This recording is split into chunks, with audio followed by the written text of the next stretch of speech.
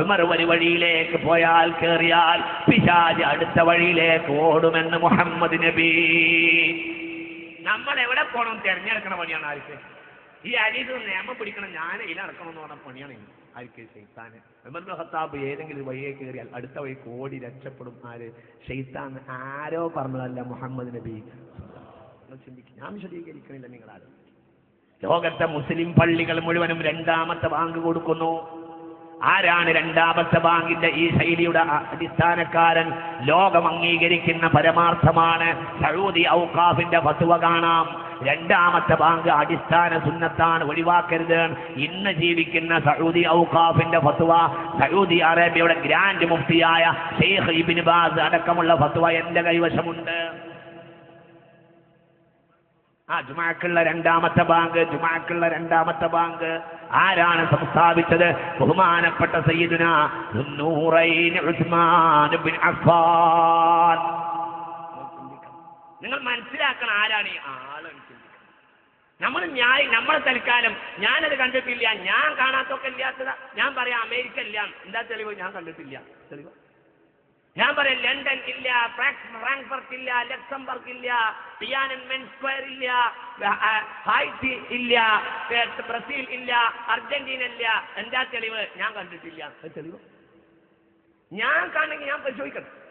ഞാൻ കണ്ടില്ല എന്നുള്ളത് എങ്ങനെ തെളിവാകും? പ്രിയപ്പെട്ട മുഅ്മിനീങ്ങളെ, ഇന്ന് നമ്മളെ പല ആളുകളുടെയും, ഞാൻ ആരെയും കുറ്റപ്പെടുത്തല, സാഹോദര്യത്തോടുകൂടെ പറയുകയാണ്, ഈ അനാവശ്യമായ വാക്ക് തർക്കങ്ങളിൽ നിന്ന് മുസ്ലിം ഉമ്മത്ത് ആ ആവശ്യപരമായ ആരോഗ്യകരമായ ശൈലിയിലേക്ക് മടങ്ങിപ്പോകൽ അത്യാവശ്യമായ ഒരു ഘട്ടത്തിലാണ് നാം ഇന്ന് ജീവിക്കുന്നത്. അല്ലാഹു തൗഫീഖ് ചെയ്യട്ടെ. ഇനി ഒരുത്തനൊരു എതിരഭിപ്രായം ഉണ്ടെങ്കിൽ ആ എതിരഭിപ്രായം കൊണ്ട് അവന് ജീവിച്ചാൽ പോലെ, എന്തിന് ഈ ഉമ്മത്തിൽ കുഴപ്പമുണ്ടാക്കണം?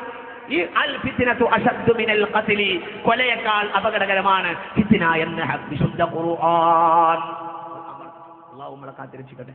വളരെ ഗൗരവമായി, വളരെ പരിശുദ്ധമായ ഈ അടിസ്ഥാനം നമ്മൾ ചിന്തിക്കണം. ബഹുമാനപ്പെട്ട ദുന്നൂറൈൻ ആരാ റഅയ്തു ഫീ ബാബിൽ ജന്നതി മക്തൂബൻ ബിസ്മി ഉസ്മാൻ, ഉസ്മാന്റെ പേരെഴുതി വെച്ചതായ കവാടം സ്വർഗത്തിൽ ഞാൻ കണ്ടിട്ടുണ്ടെന്ന് മുഹമ്മദ് നബി. ഞാൻ കണ്ടിട്ടുണ്ട് മുസ്തഫായ റസൂലുള്ളാഹി സ്വല്ലല്ലാഹു അലൈഹി വസല്ലം. ഹബീബ റസൂലുള്ളാഹിന്റെ 2 കുട്ടികളെ കല്യാണം കഴിച്ചതുകൊണ്ടാണ് ദുന്നൂറൈൻ, 2 പ്രകാശം ലഭിച്ച ആൾ എന്നാണ് ഇതിന്റെ പേര്. ഒരു കുട്ടി വഫാത്തായി, അപ്പൊ അടുത്ത കുട്ടിയെ റസൂലുള്ള കെട്ടിച്ചു കൊടുത്തു, അതും വഫാത്തായി. അദ്ദേഹത്തിന് കല്യാണം കഴിക്കണം, ഭാര്യ മരിച്ചു, അന്വേഷിച്ച് നടന്നു. അപ്പോൾ മുനാഫിഖീങ്ങൾ പറഞ്ഞുണ്ടാക്കി, ആരും ഉസ്മാന് പെണ്ണ് കൊടുക്കരുത്, ഉസ്മാൻ കുടുങ്ങിയിട്ടുണ്ട്, ഉസ്മാന് പെണ്ണ് കൊടുത്താൽ അവലക്ഷണമുള്ള ആളാണ് ലഅനത്തുല്ലാഹി അലൈഹിം. അവർ പറഞ്ഞുണ്ടാക്കി, കള്ളന്മാര് പറഞ്ഞുണ്ടാക്കി.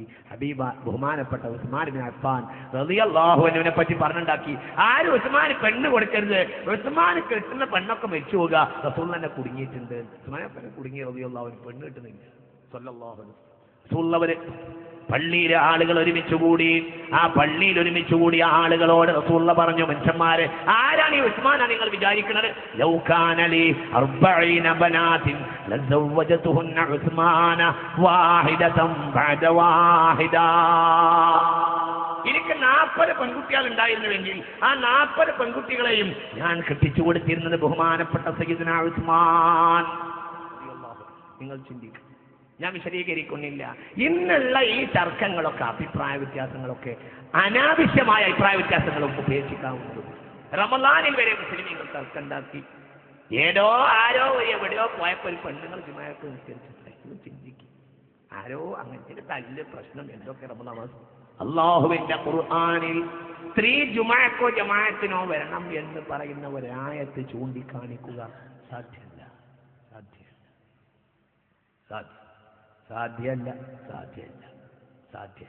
ഒട്ടകത്തിന്റെ തല സൂചിയുടെ ദ്വാരത്തിൽ കടന്നാലും സാധ്യമല്ല, നടക്കില്ല.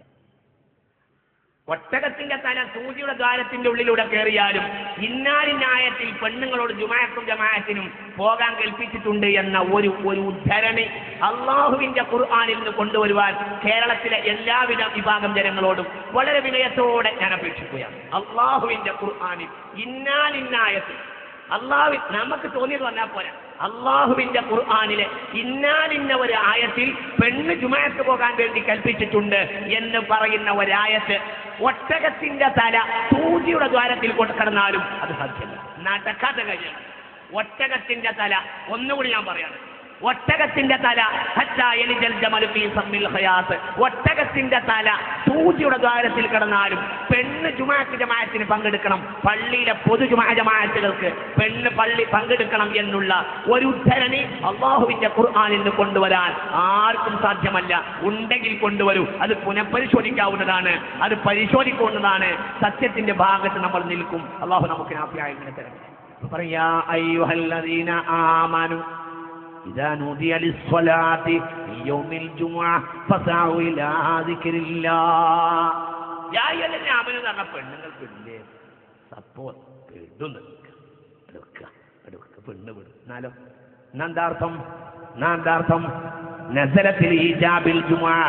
ഈ ആയത്തിൽ നസലത്തിൽ ഈജാബിൽ ജുമുഅ, ജുമുഅ വാജിബാണ് എന്നതിന് ഇറങ്ങിയ ആയത്താണ്. അപ്പൊ എന്താ അർത്ഥം? പെണ്ണുങ്ങൾക്ക് ജുമുഅ വാജിബാണ്.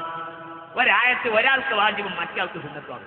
എനിക്ക് വാജിബ്, മൊയ്മുട്ടിയാൾക്ക് സുന്നത്ത്, അങ്ങനെ ഉണ്ടാവില്ല. ആട്ടിനെ പട്ടിയാക്കിയിട്ട് കാര്യമില്ല.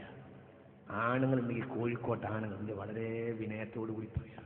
കോഴിക്കോട് ആണുങ്ങളുണ്ടെങ്കിൽ മറുപടി പറയട്ടെ. കോഴിക്കോട്ട് ആണുങ്ങളുണ്ടെങ്കിൽ പറയട്ടെ, ആണുങ്ങളുണ്ടെങ്കിൽ പറയട്ടെ. ഈ ആയത്തിന് ആണുണ്ടെങ്കിൽ മറുപടി പറയും. ഈ ആയത്തിന് ഉമ്മാന്റെ ഗർഭപാത്രത്തിൽ നിന്ന് പുറത്തേക്ക് വന്ന് ജനിച്ച ആൺകുട്ടി ഉണ്ടെങ്കിൽ വരും മറുപടി പറയും. ഈ ആയത്തിന് ഒരാണുണ്ടെങ്കിൽ പറയും വലോ വഹ്ദി. ഈ ആയത്തിൽ പെണ്ണുങ്ങൾ പെടും എന്ന് വാദിക്കുന്നവർ ആട്ടിനെ പട്ടിയാക്കുകയാണ്, വഞ്ചിക്കുകയാണ്. ആണുണ്ടെങ്കിൽ പറയും, ആണുണ്ടെങ്കിൽ വരും. വിശദീകരിക്കുന്നില്ല, ആവേശം കൂടാറില്ല, പക്ഷേ സത്യമാണ്. നസലത്തിൽ ഈജാബിൽ ജുമുഅ വാജിബാണ് എന്നതിനാണ് ഈ ആയത്തിറങ്ങിയത്. അപ്പോൾ പിന്നെ പെണ്ണുങ്ങൾക്ക് ജുമുഅ വാജിബാകേണ്ടി വരും. ഹബീബായ റസൂലുള്ളാഹി പറഞ്ഞു, അൽ ജുമുഅത്തു ഹഖ്ഖുൻ വാജിബുൻ അലാ ഇല്ലാ അലാ അർബഅത്തിൻ ഇംറഅത്തിൻ എന്ന ഹബീബായ മുഹമ്മദ് നബി മുസ്തഫായ നബി തന്നെ പറഞ്ഞിട്ടുമുണ്ട്. മുസ്തഫായ നബി ഇല്ല എന്ന് പറഞ്ഞിട്ടുണ്ട്. വാജിബില്ലാത്ത കൂട്ടത്തിൽ ഹബീബ് എണ്ണിയത് ആദ്യം ഇംറഅ. നിങ്ങൾ ചിന്തിക്കണം സഹോദരന്മാരെ, ഒന്നും ഉണ്ടായിട്ടല്ല. എൻ്റെ വാക്കിന്റെ ശൈലി കടന്നുപോയിട്ടുണ്ടെങ്കിൽ നിങ്ങൾ ഇങ്ങോട്ട് ക്ഷമിക്കണം. സത്യത്തോട് താദാത്മ്യം കൊണ്ടപ്പോൾ ഞാൻ അങ്ങനെ പറഞ്ഞു പോയതാണ്. പക്ഷെ ആളുകൾ ആട്ടിനെ പട്ടിയാക്കുകയാണ്. പ്രിയപ്പെട്ട മുസ്ലിം സമുദായമേ.